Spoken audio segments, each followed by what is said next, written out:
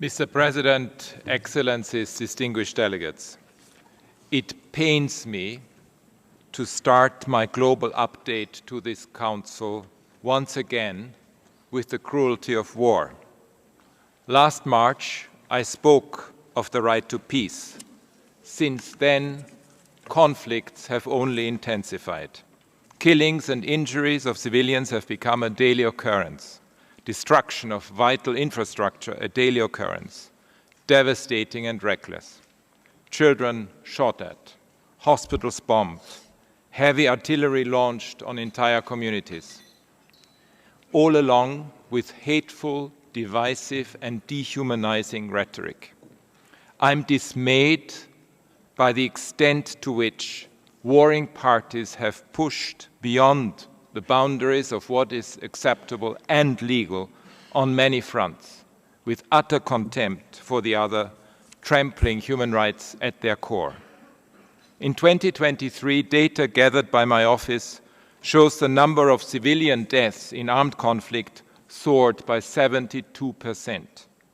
Horrifyingly, the data indicates that the proportion of women killed in 2023 doubled, and that of children tripled compared to the year prior.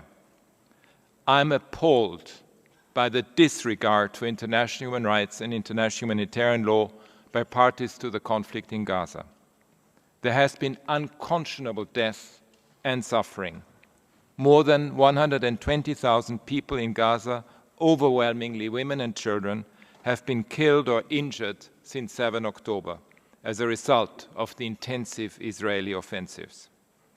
Since Israel escalated its operation into Rafah in early May, almost 1 million Palestinians have been forcibly displaced yet again, while aid delivery and humanitarian access deteriorated further. The situation in the West Bank, including East Jerusalem, is dramatically deteriorating.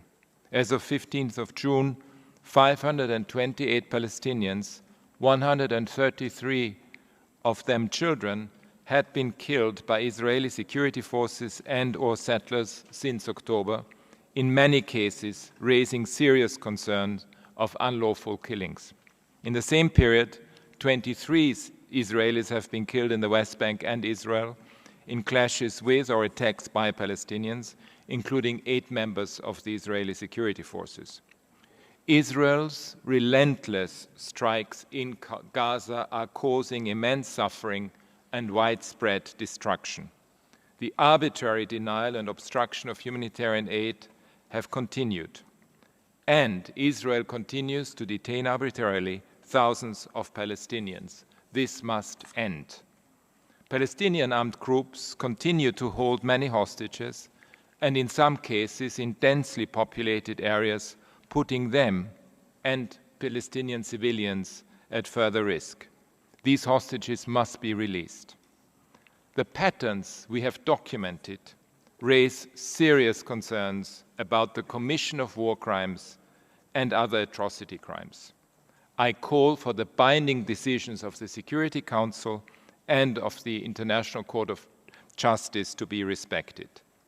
The occupation must end, accountability must be served, and the internationally agreed two-state solution must become a reality. I'm extremely worried about the escalating situation between Lebanon and Israel. Already 401 people have reportedly been killed in Lebanon, including paramedics and journalists. Over 90,000 people have been displaced in Lebanon, and over 60,000 have been displaced in Israel, with 25 Israeli fatalities. Thousands of buildings have been destroyed. I reiterate my call for a cessation of hostilities and for actors with influence to take all possible measures to avert a full-scale war.